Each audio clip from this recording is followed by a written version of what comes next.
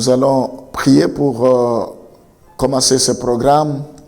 Éternel Dieu Tout-Puissant, ta parole nous dit, on ne met pas une lampe sous un boisseau. Au contraire, on le place sur un chandelier pour éclairer toute la maison, afin que tout ce qui entre soit éclairé. Nous voulons être cette lampe qui est placée sur un chandelier pour éclairer un grand nombre. Nous sommes la lumière du monde. Je voulais dire, nous sommes les sels de la terre.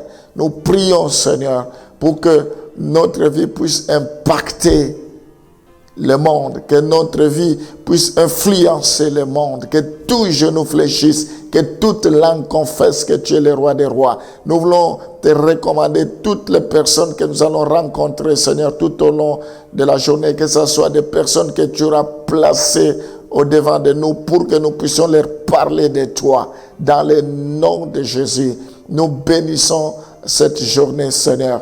Nous prions pour qu'elle soit une journée exceptionnelle, une journée pleine de grâce. Il n'y a pas deux jours qui se ressemblent devant toi. À chaque jour suffit sa peine. Sois béni, dispose nos cœurs pour que nous puissions écouter ta parole. Ouvre nos yeux spirituels, nos oreilles spirituelles, pour que nous puissions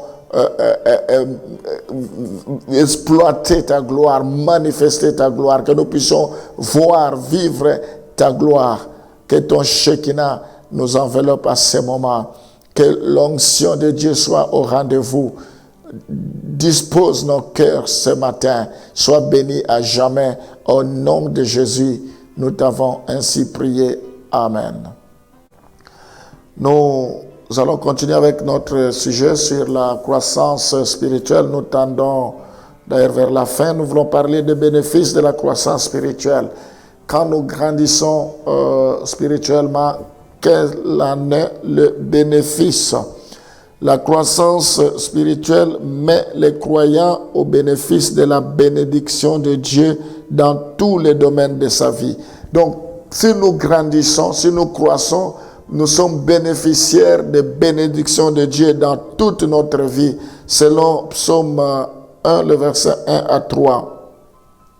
Psaume 1, le verset 1 à 3. « Heureux l'homme qui ne marche pas selon les conseils des méchants, qui ne s'arrête pas sur la voie des pécheurs et qui ne s'assied pas en compagnie des moqueurs, mais qui trouve son plaisir dans la loi de l'Éternel et qui la médite jour et nuit. Il est comme un arbre planté près d'un courant d'eau qui donne son fruit en sa saison et dont le feuillage ne se flétrit point. Tout ce qu'il fait lui réussit. Gloire au Seigneur. » Ici, la Bible nous dit, heureux l'homme qui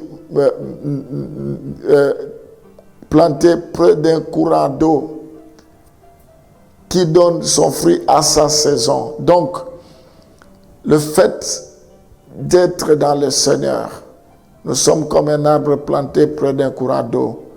Nous réussirons, nous nous épanouirons. Donc, il y aura la croissance, je voulais dire l'épanouissement.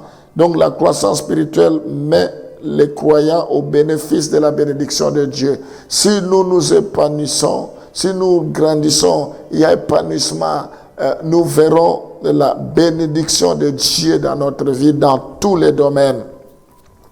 Qu'est-ce qui en découle? Nous voyons qu'une vie réglée et équilibrée. Nous aurons une vie réglée et équilibrée dans Galates chapitre 5, le verset 19 à 22. La Bible nous parle de fruits de l'esprit. Car les œuvres de la chair sont manifestes, ce sont l'impudicité, l'impureté, la dissolution, l'idolâtrie, la magie, les inimitiés, les querelles, les jalousies, les animosités, les disputes, les divisions, les sectes. Jusqu'au verset 22. L'envie, l'ivrognerie, les excès des tables et les choses semblables. Je vous dis d'avance, comme je l'ai déjà dit, que ceux qui commettent de telles choses n'hériteront point le royaume de Dieu. Mais le fruit de l'esprit, c'est l'amour, la joie, la paix, la patience, la bonté, la bénignité, la fidélité, la douceur, la tempérance.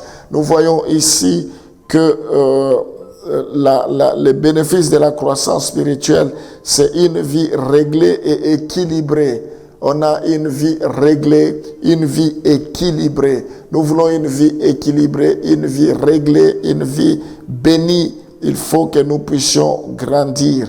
Seigneur, il y a des bénéfices par rapport à la croissance spirituelle. Nous voulons te dire merci, Seigneur, parce que tu veux que nous puissions grandir, tu veux que nous puissions croître. Nous voulons jouir de tous ces bénéfices éternels, notamment une vie réglée, une vie équilibrée, Seigneur, notamment la joie. Communique-nous la joie, la paix, la tranquillité, le repos, la sécurité, la protection. Nous en avons besoin, Seigneur. Nous voulons mener une vie fructueuse qui apporte la satisfaction parce que nous avons grandi, Seigneur. Oh, nous voulons que tu nous donnes le discernement spirituel et la maturité dans le jugement. Alléluia. Gloire te soit rendue. Nous voulons, Seigneur, à cause de notre croissance, que tu puisses nous communiquer, que nous puissions constituer un trésor dans le ciel. Seigneur, je prie pour que tu puisses bénir chacun de tes enfants, tous ceux qui sont fidèles à ce programme. Je prie pour que leur vie change. Oh Seigneur, que cette sémence qui est tombée puisse tomber sur une bonne terre. Je prie pour que tu pourvoies tous leurs besoins. Seigneur, la Bible dit, donne-moi mon pain quotidien, que tu leur donnes le pain quotidien. La Bible dit, quel est ce père? Si son fils lui demande un pain, il lui donne une pierre. S'il lui demande un poisson, il lui donne un serpent. Si vous savez, adultère que vous êtes, si vous savez donner de bonnes choses à vos enfants, combien plus forte raison je ne donnerai pas ce que mon fils demande. Seigneur, que tu donnes tout ce qu'ils ont besoin, tout ce que tes enfants désirent. Apaise leur cœur, décharge-leur de tout fardeau. Que la main de Dieu soit sur eux. Je bénis ce programme. Je bénis l'avenir de ce programme. Je prie pour que tu puisses te glorifier, que tout ce qui sera fait soit toujours pour ta seule gloire. Que l'inspiration soit au rendez-vous. Que tu déverses ton onction de grâce. Sois loué à jamais. Au nom de Jésus, nous t'avons ainsi prié. Amen.